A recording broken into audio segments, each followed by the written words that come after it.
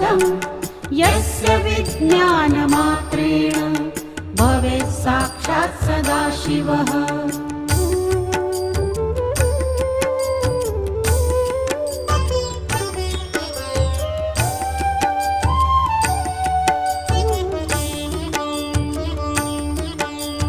नार्चनं तस्य देवो हि मन्त्रमात्रं जपेन्नरः स भवेत् पार्वतीपुत्रः सर्वशास्त्रपुरस्कृतः।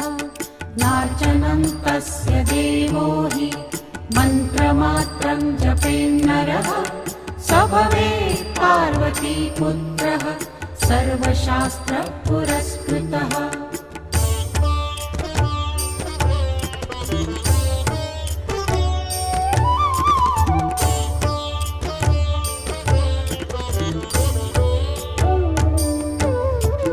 विद्यार्थिभिः सदा सेव्या धनदात्री विशेषतः